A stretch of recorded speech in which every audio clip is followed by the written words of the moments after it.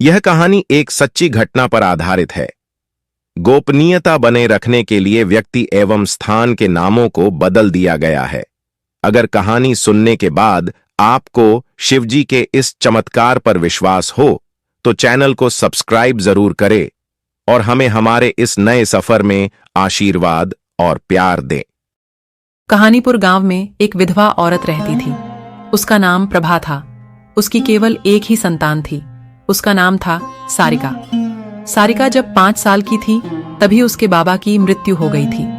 तभी से प्रभा सेठ के घर में नौकरानी काम करना शुरू कर देती है। वो खुद तो अनपढ़ थी, पर उसका एक ही सपना था कि उसकी बेटी पढ़ लिख कर नौकरी करे। प्रभा और सारिका दोनों शिवजी की बहुत बड़ी भक्त थीं। प्रभा की गरीबी की वजह से वो सारिका को अच्छी किताबें नहीं दे पाती थी। उसकी वजह से वह बहुत दुखी थी। तभी अरे प्रभा, सुनो तो, वो पायल की पुरानी किताबें हैं, वह सारी बाहर निकाल कर लाओ तो उन्हें रद्दी वालों को देनी है। जी मालकिन, अभी लाती हूँ। तभी प्रभा देखती हैं कि उन किताबों का रंग चित्र सब बिल्कुल वैसा ही था जैसी किताबें सारिका ने उसे दुकान में दिखाई थीं। वह वही सारी किताबें थीं जिसकी सारिका को जरूरत थी। वह सोचती है, अगर ये सारी किताबें मैं सारिका के लिए जाऊं तो उसकी पढ़ाई अच्छे से हो जाएगी। ये सोचकर वह सेठानी के पास जाकर कहती है, माफ करना सेठानी जी, पर एक छोटे में बड़ी बात करना चाहती हूँ। आप जो किताबों को रद्दी में देने की बात कर रही है वो सरासर गलत है। किताबें तो माँ सरस्वती देवी का रूप है, उनका आशीर्वाद है।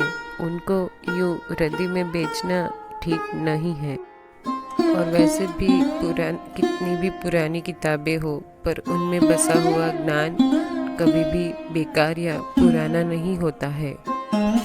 मैं तो अनपढ़ हूँ, पर मैं अपनी बेटी के लिए ये किताबें ले जाना चाहती हूँ। मैं उसको पढ़ाना चाहती हूँ, तो क्या ये किताबें मैं रख लूँ?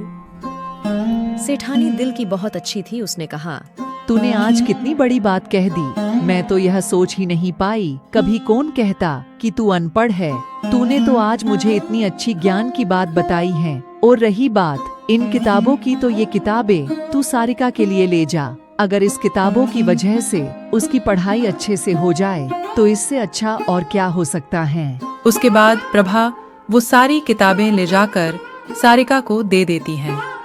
सारिका यह देखकर बहुत खुश हो जाती हैं। ऐसे ही सालों बीत जाते हैं। कुछ सालों बाद सारिका अब बड़ी हो चुकी थी। उसकी कॉलेज की पढ़ाई भी पूरी हो चुकी थी और अब वो एक बड़ी कंपनी में नौकरी कर रही थी। माँ, मैं निकल रही हूँ, जल्दी टिफिन दे दो, लेट हो रहा है। हे भोलेनाथ, आपकी कृपा और माँ की मेहनत की वजह से ही मैं यहाँ तक पहुँची हूँ। हम पर ऐसे ही अपनी कृपा बनाए रखना। ओम नमः शिवाय, ओम नमः शिवाय। ये लो बेटी तुम्हारा डब्बा, और समय से खा लेना और जल्दी घर वापस आ जाना, ठीक है?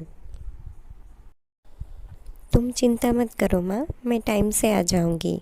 उसके बाद सारिका ऑफिस के लिए निकल जाती है। ऑफिस पहुंच कर उसका बॉस उससे कहता है, देखो सारिका, ये खुराना कंस्ट्रक्शन कंपनी की जरूरी फाइल है। एक बार उसे अच्छे से चेक कर लो, कहीं कोई इंफॉर्मेशन मिस ना हो जाए। और इसकी 2 और कॉपी बन के कल सुबह मुझे देना। इसको अच्छे से रीड करना। ओके। ओके सर, हो जाएगा। सारिका वो फाइल घर पर ले आती है और बाकी का काम खत्म करती हैं। दूसरे दिन वह सुबह ऑफिस के लिए निकल जाती है। ऑटो से उतरते टाइम वह फाइल वहीं भूल जाती है। ऑफिस आने के बाद वो देखती है कि उसके पास फाइल थी ही नहीं। वह घबराकर इधर उधर ढूंढने लगती है, पर फाइल कहीं नहीं मिलती। तभी सारिका डर जाती है और बॉस को सब सच सच बता देती है। ये देखकर बॉस गुस्से से तिलमिला उठता है और 2 दिन के अंदर फाइल वापस करने को कहता है और ऐसा न करने पर उसे जॉब से निकल देने की धमकी भी देता है। शाम को जब वो घर आती है तो वो रोते हुए माँ को सब बताती है। माँ उसे चिंता न करने को कहती है। सारिका दूसरे दिन ऑफिस ही नहीं जाती है। न वो कुछ खाती थी, ना पीती थी, बस चिंता में बैठी रहती थी। तभी बेटी, तुम चिंता क्यों कर रही हो? महादेव पे भरोसा रखो, सब ठीक हो जाएगा। तुम ऑफिस जाओ। सारिका फिर हिम्मत जुटाकर ऑफिस जाने के लिए रवाना हो जाती है। दूसरी तरफ आज महाशिवरात्रि की वजह से प्रभा शिवजी की पूजा में लग जाती है। आज माँ बेटी दोनों का व्रत था। तभी वहाँ भोलेनाथ स्वयं प्रकट होते हैं और कहते हैं, प्रभा, तुम चिंता मत करो। मेरे हर भक्त के जीवन में कभी न कभी कठिनाइयां तो आती ही है। आखिर ये मनुष्य जीवन है ही ऐसा। पर ऐसे समय भी जो भगवान पर अपना विश्वास बनाए रखता है, वही मेरा सच्चा भक्त है।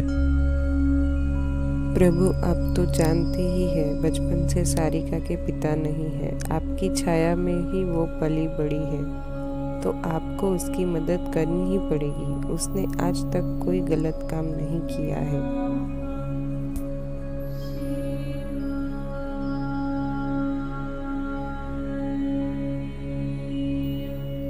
हाँ प्रभा, तुम दोनों तो मेरे सच्चे भक्त हो और मैं तो समस्त संसार का पिता हूं।